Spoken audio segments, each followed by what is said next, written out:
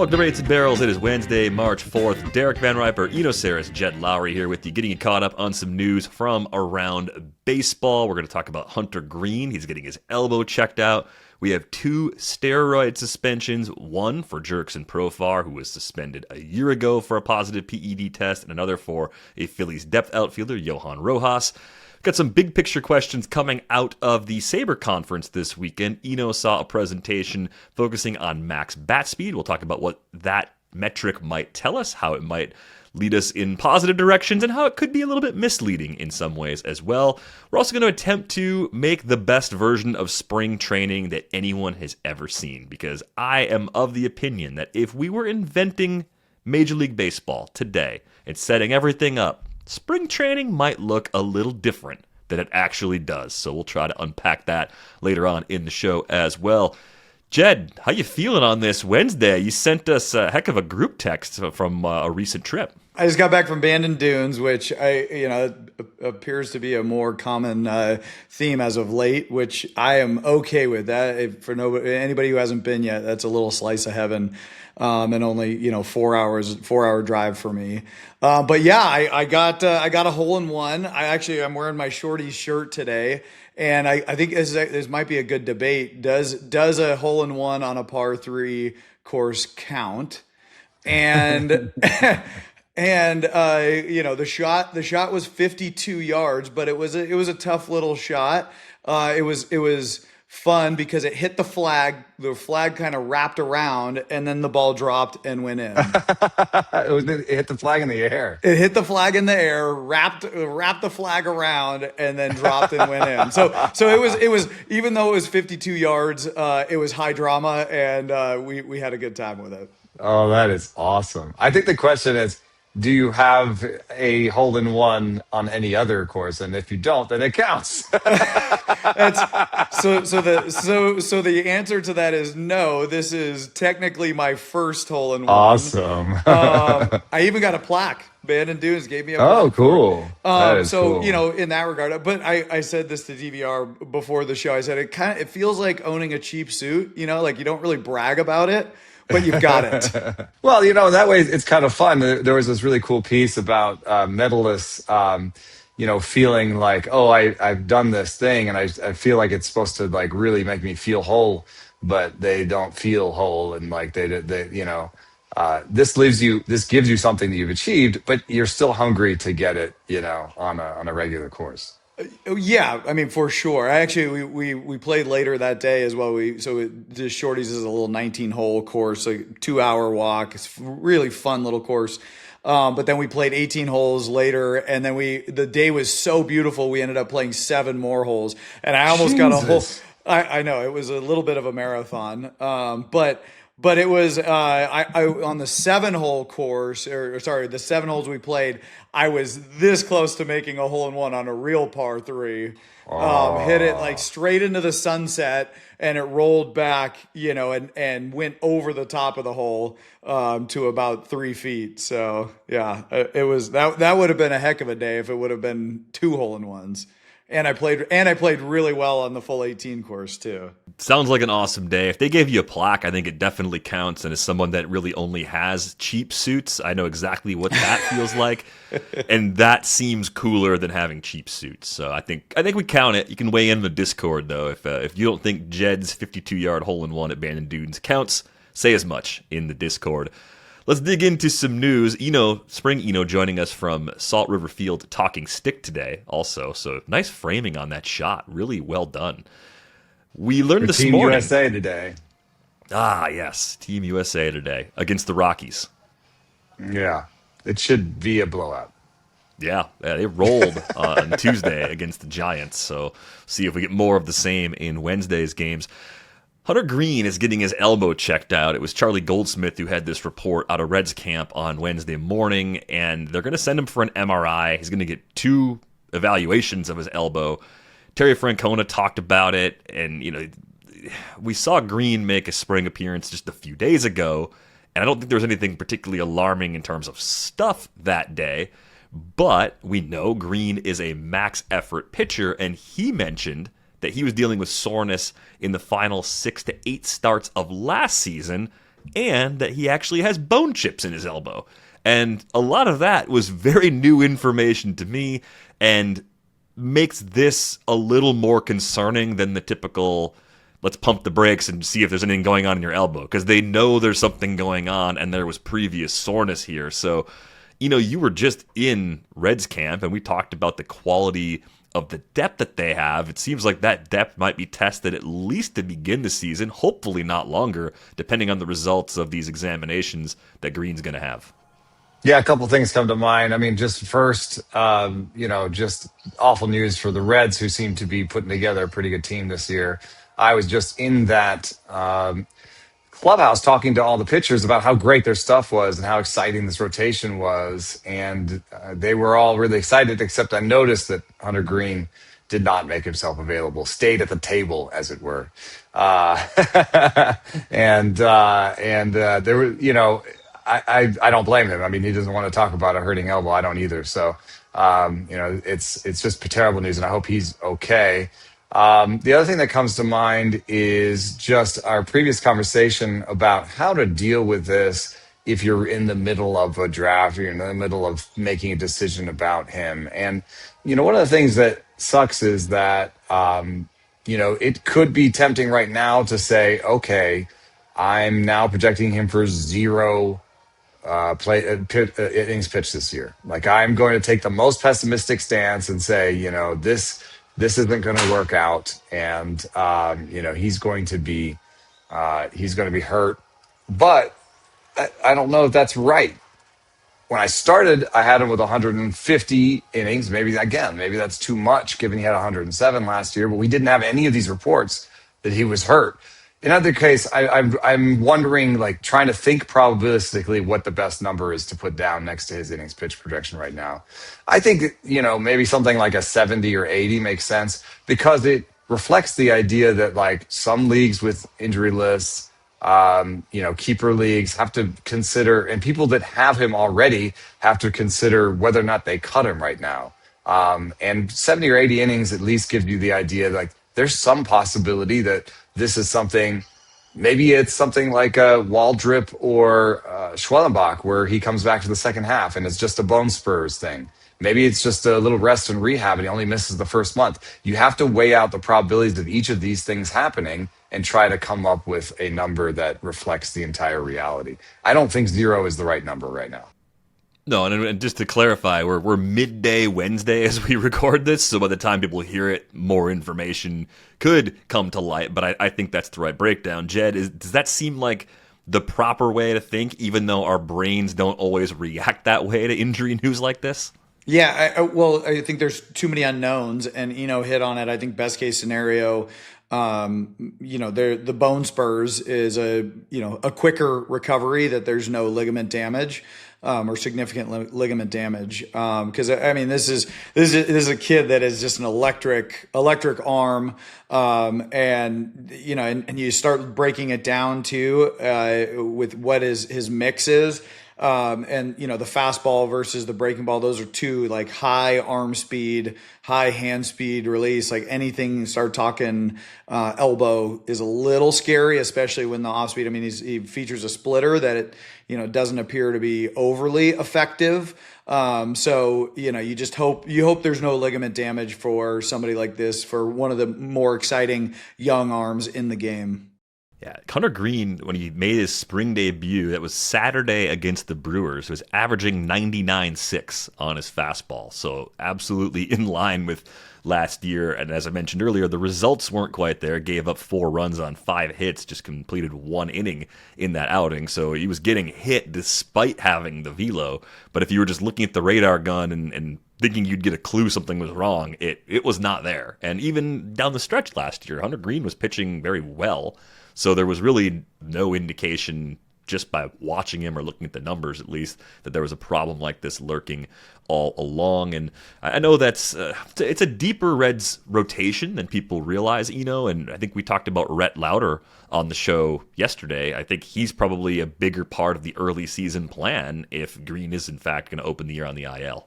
Yeah, and Rhett Lauder and others compared him to Brady Singer. if you want a bit of a comp for what Rhett Lauder could bring to the table. He had a massive oblique injury last year, a torn oblique that he's coming back from, but he said he felt pretty good. And in terms of what he's working on, it was just sort of having good command of each of his pitches. He doesn't really have the stuff of some of his league mates, but I think when you're looking at his results last year, just look away. He was hurt, and this spring, so far at least, the strikeout to walk rate is good, and I'd consider him interesting in deeper leagues. The other big news from the last 24 hours or so, though, is the suspension of Jurickson Profar, his second positive PED test in less than a calendar year. It has been a really bizarre stretch for him in Atlanta after signing that 3-year, $42 million deal last January.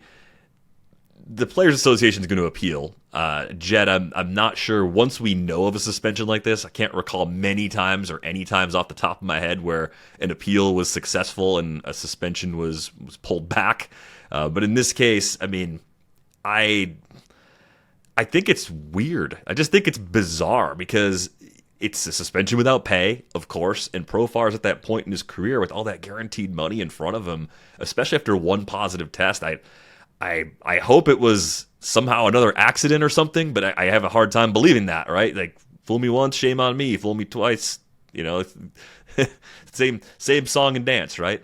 It's just it's unfortunate. The guy and I feel for the Braves too. They sign, even though they're not on the hook for the salary.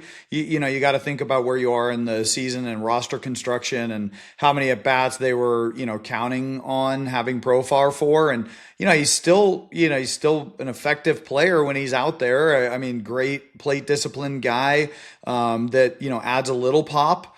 And so you feel bad for the Braves and all the guys in that clubhouse because they have ambitions, and this is a guy that can help them win. And for it to happen, twice with the same organization, it's pretty. I would be pretty disappointed if I were in the Braves clubhouse right now. Yeah, you gotta feel like he let his teammates down a little bit, and even if you thought that he could successfully appeal it, given that he just had a suspension, he's just not in a good space for that. I agree. I don't think it's going to go anywhere. In terms of what happens on the depth chart, an interesting thing does happen a little bit. Mauricio Dubon has gone, from starting shortstop to backup infielder to starting shortstop over the course of this offseason. And even when Kim comes back, I see Dubon all over this depth chart as the backup everywhere. He's the backup at, let's say Kim comes back and is healthy. He's the backup at short. He's the backup at third. He's the backup in left. He's the backup in center. I mean, I kind of think Dubon's going to get to 600 plate appearances. I was just going to say, which makes him an everyday guy. Yeah. So I think when Ken comes back, some other guy might get hurt, and Dubon is just a regular guy. We haven't actually seen what he would do with a full season, and some of his rate stats may go down because he's been a righty that's been put into the lineup a little bit more often against lefties, and that's given him an advantage. He, for his career, is 15% worse than league average, and he doesn't really have any standout skills except he makes a lot of contact. And I wonder if you give him 600 plate appearances, if he can't hit you, 275 with 10 homers and 5 steals. And, that may not be exciting to a lot of people listening, but it also is super exciting to people in deeper leagues. Yeah, because he'll have every eligibility. Yeah, Dubon's going to be a very good glue guy in deeper leagues, I think, as a result. I could see him being the net biggest winner in all of this, and he'll get that early season run while Ha-Seong Kim works his way back from the IL where he's an everyday shortstop. So we've talked about this team having now the benefit with Marcell Ozuna leaving as a free agent of taking guys like Acuna and Austin Riley and just giving them occasional breaks in the DH spot. And now that Profar's out of the mix, they have that spot even more freed up because I think Profar was going to collect a significant amount of his time this year in that DH role, and occasionally he'd move to left field and someone else would be there. But more flexibility now on the roster. And I also think there's not really a lot of pressure to get an immediate replacement. Like, you can just wait it out, kind of see what happens as cuts and DFAs start to roll in here in the few weeks before opening day. I mean, yeah, the Yastrzemski signing gives them at least an ostensible starter there, so they're good. It probably means 50 to 100 more plate appearances for Drake Baldwin. Maybe Drake Baldwin gets to William Contreras levels. That's an interesting outcome that more likely now. And then somebody like Ben Gamble or Eli White is a little bit more likely to make this team. But you're right, as cuts are made, they may be able to swoop in and catch somebody, and somebody that might be really excited to sign there, like we saw all the pitchers signing with San Diego. If you are an outfielder that feels like you could push your way into some of those DH plate appearances and be on a winning team, I think you might choose the Braves over other teams. The other guy that Fangraphs now has 238 plate appearances for is Dominic Smith, which is it's an interesting one. Just obviously a left-handed hitter, but has shown some power in the past. They're obviously going to put Matt Olson at first base every day. But with the DH spots more available, maybe Dom Smith gives Matt Olson a day here or there at first base as well. One of the possible late free agent additions that could have made sense in Atlanta if the timing was just a little bit different as far as the suspension goes would have been Starling Marte, who actually landed with Kansas City over the weekend. I think that was announced on Saturday. And I was trying to figure out how Marte going there actually impacts the depth chart, because it's a major league deal. I assume they view him as a better option than somebody in their outfield mix. And the guy we are always trying to pluck playing time away from is Kyle Isbell, who has struggled to hit enough to hold that job in center field. He might be their best defensive option out there, but the main problem the Royals have is getting enough of a secondary supporting cast behind the top half of their lineup to be a credible playoff contender again. That to me is the bigger need. So I'm looking at this mix and saying, okay, Jack Caglianone, he can be part of the solution because we really like the bat. We're going to see a lot of Carter Jensen working behind the plate, first base DH, a little bit kind of part of that rotation with Sal and Vinny Pasquantino. But is there pressure on Isaac Collins now? Is that going to be more of a shared role? How much do you think Starling Marte is going to play on this Royals team, and who does he take that time away from, Jed? Yeah, I think you're right to point out Isbell, especially in a platoon type role, right? With Isbell, Marte getting some of the left-handed at bats, and then the DH. I think they're probably going to rotate DH, and I don't know what this means for Lane Thomas. If there's some additional hangover from his injury from last year, as a guy that I thought had a chance to be a bounce back player, this probably takes some at bats away from him, or some plate appearances away from him. So I think it's probably a mix of platoon with Kyle Isbell and Jack Caglianone and some DH at bats. Yeah. I had my AL labor draft this weekend, and James Anderson told me, because we managed a team together otherwise, that he in the questionnaire had said that my $2 Lane Thomas was his favorite buy of the auction. And I do think he can be like a 250, 260, 15 guy. I think he's still going to get the most of the plate appearances in center field. My evidence for this is he's gotten the most plate appearances in center field this spring out of any Kansas City Royal. Starling Marte's defense last year was usable in the outfield, but before that, he seemed really headed towards being a DH. He had some really bad years in the outfield defensively in 23 and 24. So I think Starling Marte is somebody you don't really want in the outfield anymore. So that keeps Lane Thomas safe. And then if you do use Starling Marte in the outfield, I think you'll want Kyle Isbell, as a replacement if you get a lead, or if it comes down to the ninth inning or the eighth inning, you want to make sure that you grab everything out there. Isaac Collins is a switch hitter, and Jack is part of your hey, if we are good, he's right. You know what I mean? He's one of our bright, shining young stars. We got to give him a chance. So I think opening the outfield is Collins, Thomas, and Jack. Even if they're facing a lefty, I think they want to. Opening day, a lot of times you just say, "This is our team, and this is what we're going with." I think Marte. It's Perez behind the plate on opening day, and then it's Marte at DH. I think Marte's a better, bat at DH than Jensen, and he might be a better bat at DH than like a Massey. So yeah, opening day lineup maybe gets overstated for how important it is, but I think it's Collins, Thomas, Jack. It's Perez behind the plate. It's Marte at DH. It's India at second, and I think those will be the players that get the most plate appearances. I agree. If the Royals are a playoff team, Jack Caglione I think is a part of that. Obviously Bobby Witt is, he can give you more than pretty much anybody else in the game at this point. Michael Garcia is taken a huge step forward. I mean, this is not a bad team. This is a really good team. But you have such a young kid in Jack Caglione facing major league left-handed pitchers as a young lefty can be challenging, and I think that they having the safety net of giving Caglione a day against a really tough lefty against Skubal. That I think that would be good. It's good for them to have that roster flexibility. And if Jack gets to a point where like he just needs a mental break, you have that there. Yeah, I think if you're watching anything early on, you're watching against lefties. Does Kyle Isbell get the start in center and Thomas switches it over to right to give Jack that break?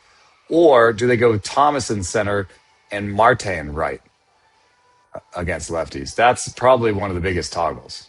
Yeah, I mean, they can basically platoon the entire outfield if they want to, the way the depth chart is built. So they do have some flexibilities, and one more veteran in the mix now, Starling Marte. A little bit later on in the show, we're going to kind of play the role of GM. Like, what would you do if you were in a situation? Who are you actually kind of waiting for? Who are you going to try and pry away from somebody else if you are looking for a roster upgrade near the end of spring training?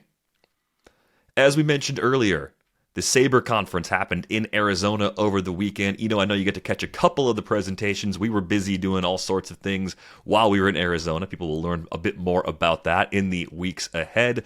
But one of the presentations you saw was emphasizing max bat speed. I'm curious to know a little bit more about that presentation because I was not in the room. What do you think we could possibly use as a regular application of max bat speed? Yeah, I mean, the presentation was something that we're very familiar with here on the podcast about how contact point affects all the other measurements, and that's something that we're all familiar with because we know that Statcast bat speed is measured at the point of contact. And so if somebody lets the ball travel more, then their bat speed goes down, even though what I'm trying to measure is a contact point agnostic bat speed. So something where if you let the ball travel and get the ball, or if you go get the ball out in front, that we would return the same number if your bat speed was somehow theoretically close to the same. I don't know if that's possible. Jed and I were talking about this because I thought that max bat speed, which is just the maximum bat speed that your bat gets to in your swing. So I thought, this is contact point agnostic. This is just your maximum bat speed at some point during the swing. However, in talking it over with Jed, we realized, if you let the ball travel, you don't have as much of your time to get your bat up to maximum bat speed. So your max bat speed would still actually be lower if you let the ball travel. And Jed, you pointed out that even as a value, that has some problematic aspects to it. Like if it's a thing we would value, like if we just switched over to max bat speed as the thing we valued, that might have problems. Well, we talk about this all the time, right? Like if you start measuring something and valuing something, then it becomes an incentive.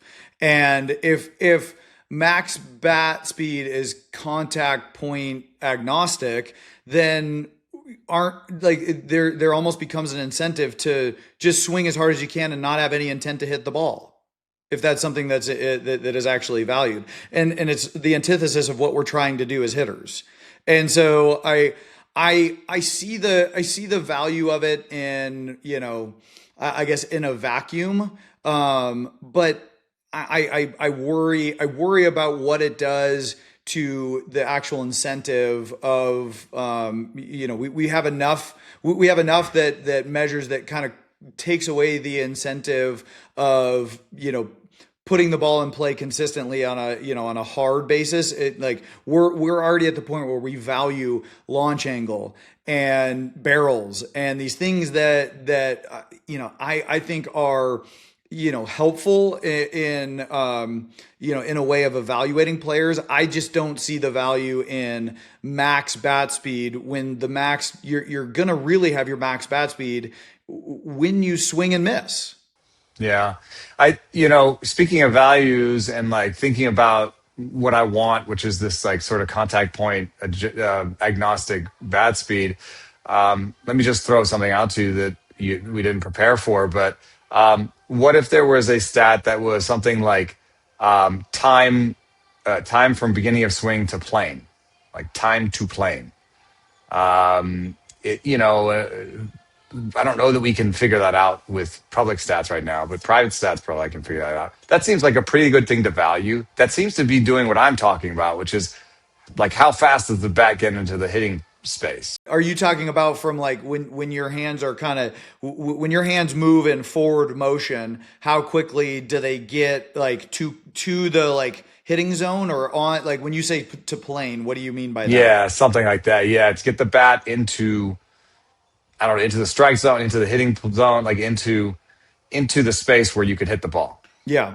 Yeah, I mean, I think I would refer to that as like a directness, right? Directness to the ball, Yeah. where But there's an acceleration in there too. There's some bat speed in there totally. too. I mean, Well, but like people I have think quick hands. yeah, I mean, I think acceleration would be part of that, right? Of like how quickly you get from the load point to on plane, and it's really, I it's almost to that contact point. It's that A to B. Like how quickly do you get from A to B?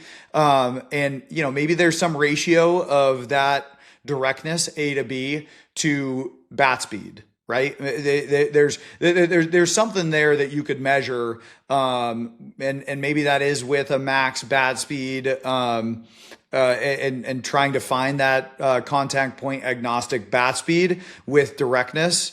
But once again, I'm really hesitant to put any value on max bat speed if it doesn't include contact. Another thing that came up that I was thinking about after I saw that presentation, and then I went and visited the boys at Driveline down here in Arizona. They have a new facility, really nice state of the art facility with like sort of 3 pitching wells, 3 hitting wells, all teched out. I saw that they have their traject there.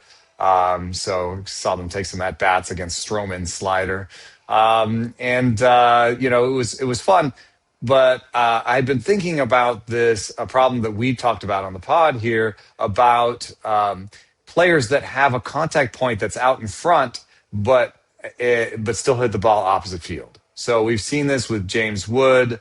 Who else did we see it with? It came up a couple times, but James Wood in particular was the one that was like, oh, Brady House does it. There was a couple guys where it's come up, and it just seems weird because I would say if you catch the ball out in front, you're in that part of the swing where you've got a little bit more upward tilt, and you're closer to the end of your swing, like you're getting it closer, so you get it flush in the air to the pull side, right? And I was like, how do you get to that point out in front, but then hit it that way, the way I had it explained was that posture is really important. And that basically what's happening with, and I'm going to switch over here so I can see myself. Let's see if I can do this. All right. So what's happening with guys that have this opposite field attack angle, but out in front, is that they don't give themselves enough space in here to get through. And when they're turning, because if you have enough space, you turn and the bat turns, right? And then you get the ball out in front and you pull it. But if you don't have enough space, you kind of bring your hands through, right? And then you can actually make contact out in front without the bat being turned, right? So in essence, what happens with some of these guys, I think, is they have this opposite field because they don't maybe have the greatest posture, don't have enough room to turn, right?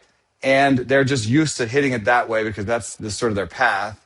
And then someone tells them, get the ball out in front. So they just basically like pull their hands through further and still hit the ball in their like sort of oppo way, but the hands are out in front. So it doesn't really do anything for you. And that was a compelling thing. And he was telling me about how people's hips in baseball are really important if they're cocked forward or not. And that basically some people just have hard time with their lower back and some of some of it's a strength issue. You can fix some of it with training in the training room where you're trying to get mobility and you're trying to get core strength so that you can create room and get those hands through while turning, as opposed to just sort of pulling the hands through. I think with your work with the T's and the 9 zones, you probably are very familiar with this feeling where you're talking about when you have the T on the inside, like you know what I'm talking about. Like you know about, oh, how do I pull my hands through while turning? How do I make space for that? Certainly, I think it's just a sequencing, right, of how everything is moving in concert with the bat, right, and then in concert with where the contact point is. And so you can get very granular on posture, and you start to see some guys like look almost awkward in their postures and stances, like trying to feel like an exact angle, right, when they get to a point. And I think that and you see it in the game too. And it's really important to me to separate the work from the competition, because I think the competition really just boils down to like you got somebody standing 60 feet away from you trying to get you out, right? And I've played with a lot of guys who objectively did not have efficient or pretty swings, but I'll tell you what, they knew what their swings were, who they were, and they were competitors, and they weren't going to lose, right? And what worries me a little bit about the lack of differentiation between the work and the competition is that we're kind of missing the mark on the competition part of it, right? That we can get into all the granular stuff, and I agree with everything that you just said, but I think where that stops and you go to this like reptilian brain, right? Where you're in the box and you trust what you have that day, right? Because mechanics really can become a crutch where I'm like, I always talk with my kids about this. The guys that I coach, the guys that I work with, is if you don't, so at the end of the day, baseball and hitting in particular is decision making. If you are not on time and you don't swing at a good pitch, throw all the mechanics away. Because if you're late or you're early, then your mechanics will break down before you even begin, right? Because now the timing is off. So your mechanics will change. If you swing at a bad pitch, your mechanics also change. So you see kids that go down, like there's, my mechanics were bad at that pitch. Well, let's look at the pitch you swung at, right? If it was a breaking ball in the dirt, then who cares what your mechanics were? You could have perfect mechanics and it doesn't matter because that pitch at the end of the day is not a pitch you want to swing at. And quite frankly, if you are swinging at that pitch and you're just trying to foul it off, you have to adjust your mechanics. Your body has to move differently to foul that ball off just to stay alive. It's not going to be your good swing. It's going to be your throw your hands at it. I'm just trying to stay alive. So I think we've really lost we're not seeing the forest for the trees right now when it comes to separating the work from the competition. And so I agree with you wholeheartedly on all the mechanics stuff. And there is a really compelling reason to work on the mechanics in a controlled environment, but when the competition starts, man, it is mano a mano. Like it's just about who's going to win. Yeah, and I don't want to speak for them, but I guess I would say that if I guess the driveline response, and I've talked about this with them. I talked about like training to a stat and like being too worried about a single stat or whatever, and they would say, well, every drill has its purpose, and and there's always live ABs, and there's always the traject that's more about competition. And so, what we would do is if we were working on somebody that had this issue, we would work on the posture in the training room. We would have a drill where we're trying to get the hands through in a good way. And then we would go to the traject, and the traject would be more just about competition after that.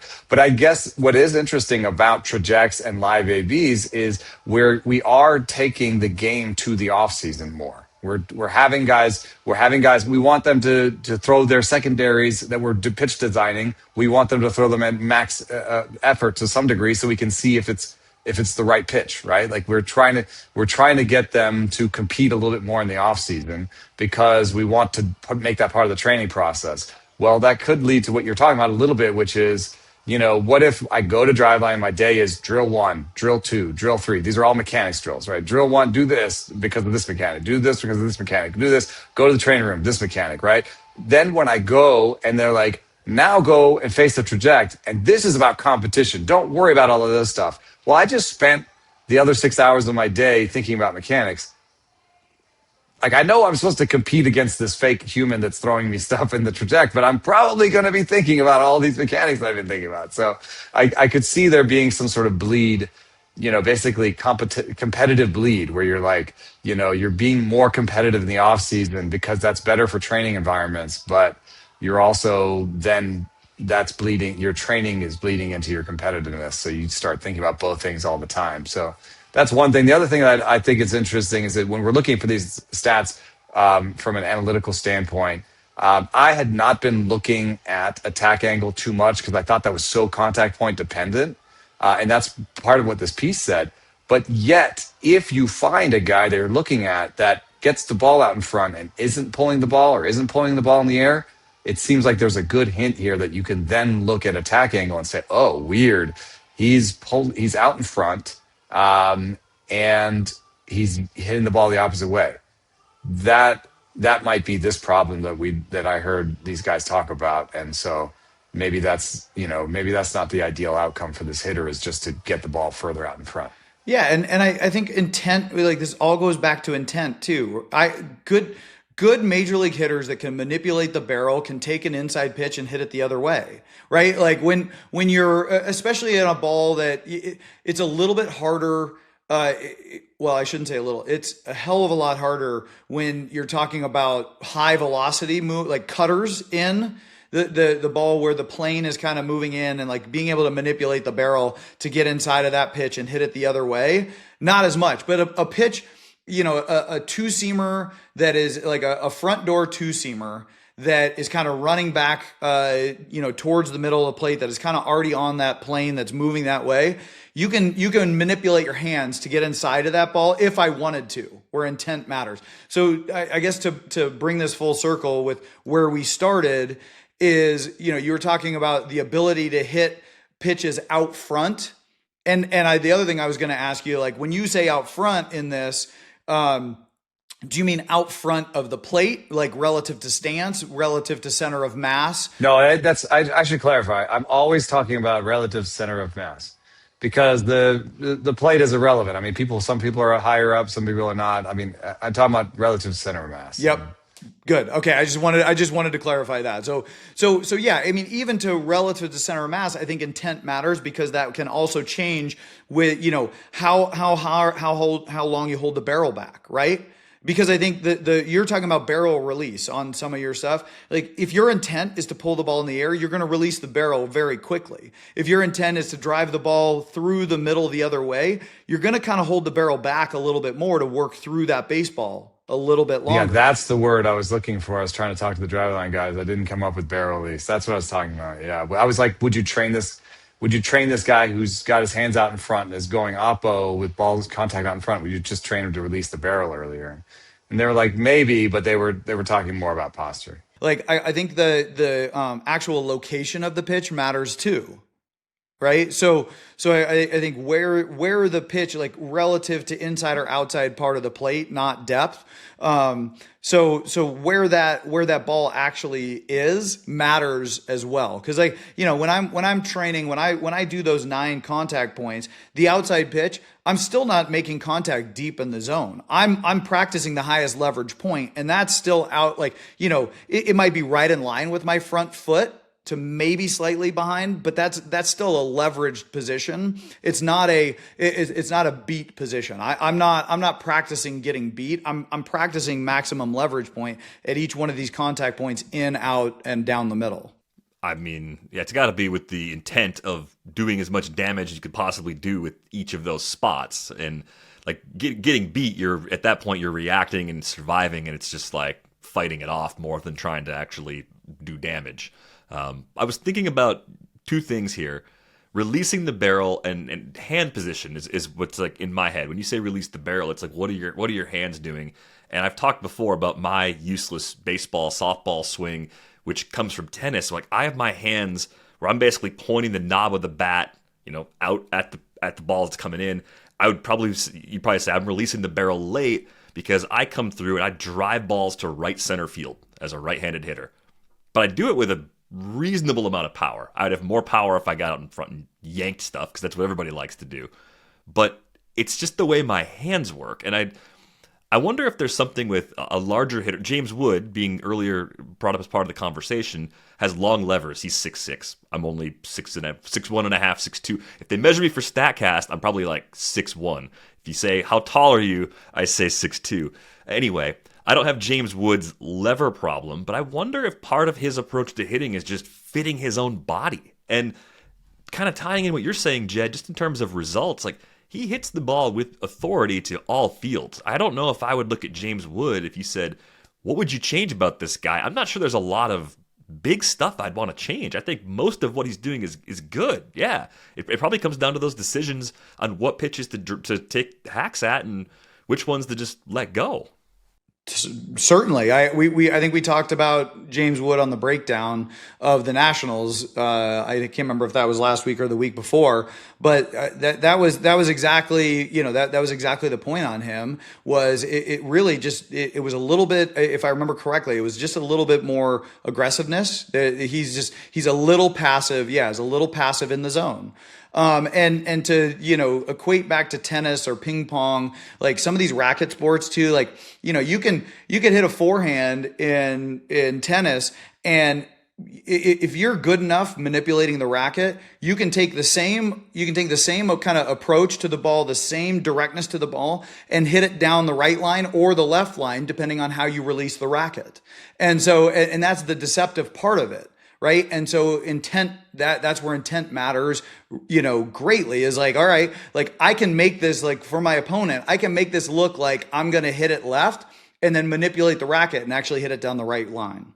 That was my sport that I played. And I think that's why I hit baseballs and softballs that way now, because I played tennis longer than I played baseball, and I just picked up all my tennis habits and kind of threw them into the sport, and it's weirdly effective. Yeah, I mean, Dustin Pedroia played a lot of tennis growing up, right? And you look at a guy who could manipulate the barrel however he wanted, right? His intent mattered more than anything else, because he was so skilled at manipulating the barrel and just like, doing what he wanted with the ball. And it was all the ability to manipulate the barrel. It's really interesting. And all I keep thinking about now is what are the hands doing? I don't know if we think enough about the hands or measure enough publicly anyway, like what's going on there, because I think that explains a lot about how you get away with different things as a hitter, how you make different swing speeds and swing lengths actually work. Yeah, and I think that I started out talking about sequencing and kind of how like up that kinetic chain where the power comes from, where the direction comes from, where the barrel manipulation comes from, right?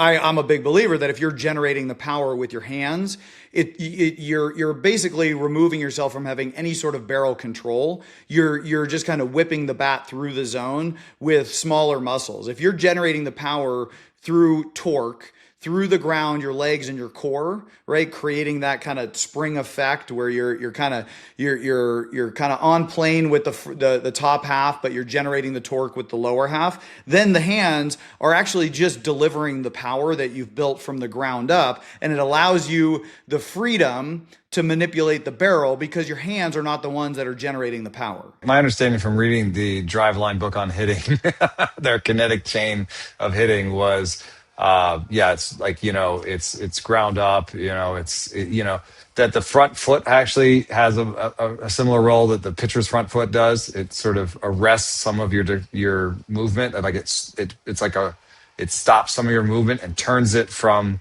rotational to sort of lateral. Like it changes some of your movement patterns. The front foot is really important. The back foot, the obliques, and then the hands, and then the barrel release is the very last thing. And then you sort of keep the hands and the barrel. That's sort of in pitching where you're not trying to make your hand go as fast as possible. You're trying to make your whole body go as fast as possible. And then the last little bit is your back moving forward and your hand delivering the ball. And that was a similar breakdown that they had for the kinetics, the kinematics of delivering a bat. It's the hands are the last bit. Love it. Love that it's something that we continue to learn more about, though, too, because I feel like so much of what we have learned first or started to learn is on the pitching side. We're finally getting a lot more information and data and understanding, and certainly with Jed's help, getting a better feel for what's really going on the hitting side. All right, we got a fun last 10 minutes or so of the show. I'm going to give you guys co-commissioner responsibilities. I can't decide who would be the better commissioner between the two of you. So you're going to be co-commissions, and we're building Major League Baseball from the ground up today. We have this concept called spring training that we heard about somewhere. We don't really know how exactly it's supposed to work. But Jed, as co-commissioner A in this arrangement, what do you think spring training should look like in terms of both duration and locations? What would be the optimal amount of time, and where would we be having spring training to prepare for a regular season that maybe wouldn't even be 162 games anymore if we were really building this thing from the ground up? Yeah. Okay, I'm going to start with the easy one, the location. We have the Grapefruit League and we have the Cactus League. The Grapefruit League is a challenging place to have spring training, especially as a young player, because you're on 3-4 hour road trips. Some of these games they have consolidated some. There are more joint facilities than there used to be, which is very helpful. And I think a lot of those teams are staying more regional than they did when I was going through spring training with the Red Sox. We would have some very long trips. So there were a couple of flights actually where we would go overnight, on the east side of Florida. So from a location standpoint, having the concentration that Arizona does, it's, and even that, there used to be some teams in Tucson that was a challenge, but that is even consolidated in Arizona. So yeah, the Arizona model, the Cactus League model, where everybody is, roughly no more than an hour to an hour and a half, depending on traffic away. That's ideal. Timing wise, I go back and forth on this one because when you're gone as long as we are as baseball players, especially with families and young kids, you start identifying spring training as this is way too long. But then you start thinking about player health, and building up.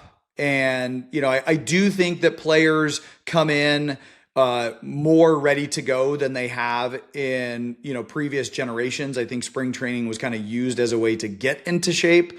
I think the majority of players come into spring training in pretty darn good shape. And it's just a matter of taking that last step of being being fit, being ready to compete, to actually competing, because that is actually quite a big jump. Position players probably need less of a buildup now. And I don't know if there is, I don't know if there's a model where position players come in even later now, and pitchers, kind of report at the same time, just to kind of be in that environment, because being in that competitive environment, even when it is your team, you're around the guys, the energy is different. And you just have this like emotional state that you're not in when you're training, right? When it's like I don't want to say safe environment, but it's not hyper competitive, like spring training is. So I would say, game wise, it really just depends on, pitchers, ramp up, starting pitchers in particular. I don't have enough experience to speak authoritatively on, if the game numbers are right. I think the fact that position players come in now, more in shape than ever before, the position players likely don't need as many games in spring training as we currently have. Yeah, I think the split though between pitchers and hitters is interesting because if all things being equal, I would love to have my team just be together as a team, and not split them into these groups that they kind of fall into anyway. I saw too many my little leaguers rolling their eyes at the pitcher, or the pitchers rolling their eyes at the fielder, and I just want I kind of want cohesiveness as a team. So I wonder if we could just push it back a week. Pitchers and catchers report back a week, but the hitters come at the same time, and there's no games for a week, right? So the hitters can have live ABs. They can have they're just in. They don't have to be. They can just get their workouts in and be gone by 11. Be gone by lunch if they want to. But have everyone reporting at the same time. Have about a week's fewer games. The games. I just think that there's a lot of opportunity to get hurt. I don't think they need as many games. I know that there's some lost revenue there, and I don't know how to, fix that with the owners. I'd have to think about what I could give the owners to have get a week back of our time in spring training. But I also just think about something that Tito Francona said, which was he thought it was more important for hitters to get back-to-back games in than it was for them to play 9 innings, because he didn't think the intensity of a spring game was to the point where a 9-inning game really meant anything to them, physically. And so I just wonder, could we... I don't know. It is really interesting to have the young guys face some older guys. The second half of these games. I'm just wondering if they could be 7-inning games. If there's something we could do, split more minor league, major league games. There's something there where even the fans, a lot of them leave. After the 5th inning and stuff. And there's definitely a big letdown where like the second group comes in. So I'm just trying to think about how to optimize the situation there, where we just don't. In Tempe, you see the good players all leave. As a fan, you're just like, bye. I will challenge you on the injury aspect. I would, and I don't know the research on this, but I just anecdotally and what I know from my own training and from what I've seen through the years is that the greatest risk to injury is like a huge jump in volume, right? So I think there's actually a greater risk of injury by not building up appropriately the volume on a day-to-day basis than there is, just going out there for an inning or two. But the hitters only have one progression. They kind of have this thing where they're in for 2 or 3 at bats, and they just do that for like 3 weeks, and then like the last week of spring training, they might get 4 or 5 at bats. I think that's the progression. It's like there's one progression. Starting pitchers have a much longer one. They come out for 1 inning, they come out for 2 innings, they come out for 3 innings. Yeah, no, but I mean, it's innings in the field. It's at bats. It's all these things that kind of, put you put your body in these situations where you're under extreme stress and, you're kind of building up. Like I said, even though you're in great shape isn't necessarily game shape. And so that process of building up appropriately, I think, is actually the most useful and effective way to prevent injury, especially with the volume of games that we play. Well, if the season, again, if we're going full hypothetical here, which we can do on a future episode, We probably wouldn't choose a 162 game season if we were inventing baseball today. We'd come in a lot closer to like 100 games, I would guess. From Yeah. what makes Or sense 6 days a perspective. week, right? 6 days a Six week. days a week. Yeah, there'd be some kind of reduction. Statistically, how there's a real big inflection point at 60 games where the true talent of a team a lot better after 60 games. So 100 would be doable. I'd like the day off. Everybody gets a day off. I mean, it's like everybody gets a day off except for baseball players. Yeah, we've pushed that on the show for a few years, and the real commissioner has not adopted this as something that he's brought to the owners and thought was like a really good idea. Well, but fewer games means less revenue. Well, You yeah, have to figure out a way to. The simple reality of spring training as it is we're probably stuck with it because it's very profitable for the owners. I mean, I paid $7 for a water because it was 93 degrees in Arizona. What am I going to do? Not buy water? Like they kind of had me, right? And I just thought, like, ooh, you got 9,300 people in here. The get-in price is $55. Waters are $7. Beers are like 12. They're making some money on spring training at most facilities. But I do think consolidation to one location, maybe stretching that gap between pitcher report and position player report, possibly pushing game starts back just a little bit into the calendar. All those things actually seem somewhat realistic, other than the let's not have Florida anymore. Let's make the Florida teams all go to Arizona. Or does it at least make the Florida teams get closer together somehow, but it's not going to happen. They also lose more games to rain. Like it's just a tougher environment. I mean, it's everything here is like an hour and a half away at tops. Yeah, teams have already invested enough in their facilities in Florida. They're not going to give those up. So, it is going to be what it is, but just a funny thing to think about. Yeah. And there's been to Eno's point, there's a ton of money being spent, these facilities, there's a lot of guys in camp, and it's not just the players either, right? Like, you got a lot of support staff to help.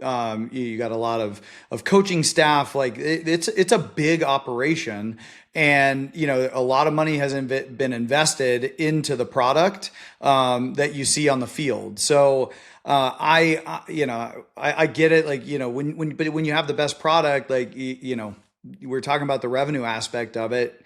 You've invested a lot though too. And so it's, yes, you have a bit of a captive audience when you're, and you can sell waters for $7. But there's been a ton of money invested into the product just for the counterfactual. And there's also just like a weird amount of like, we've gotten to this point because people have just figured out how things work. I was thinking about, like, Trevor May said, one of the things he said, I was listening back, was that, part of why the veterans leave early is because there's so many damn people in camp that it actually helps the people in camp to have the veterans just get out. It's like, get your training in because the trainer's going to be busy all day, and then the younger guys have to get in there and do their training. So, it's not just a 26-man roster, in town for a 3-game series. It's like 100 players, and so, veterans, if you don't you get in there, get your massage, get whatever it is. If you want to leave at 11 and not even go to the game, sure, it'll be easier for us to service the rest of this population. So some of this has been sort of self-organized to actually be somewhat efficient and make sense, even if you look at it from the outside and say, why is the whole starting team walking to the outfield wall right now? Yeah, I mean exactly. It's not random, right? Like, this has been going on for a really long time. There are things that have been learned. Could it be more efficient, especially with training in the off season at this point and what we know about the body and getting, guys ready? Maybe. But like I said, I think we're also starting to push on, some threads that actually risk injury. Yeah, and we don't need more of that. We do not need more injury. I wonder if some of these things get streamlined if they reduce the number of minor leaguers and, push some of this to college, as we've been talking about. So if there are fewer players in camp, maybe there can be fewer days in camp and there should be a different sort of approach, but it seems to work, I guess. Definitely curious to see where we are headed. A few notes before we go. We are going to dig more into the players we would acquire on our next episode. That'll give us a little more time to even dig further into some rosters and find some guys that are either out of options. Maybe there's a 40-man crunch. A lot of scenarios that can play out that cause a player to become available in March. But I think we can find some interesting names out there. Join the Discord if you haven't done so already. A lot of lively chatter going on in there. World Baseball Classic games getting underway. So we got that kind of interspersed with spring training as well. So it's a great spring for baseball as things line up. That is going to do it for this episode of Rates and Barrels. We're back with you on Friday. Thanks for listening. Thanks.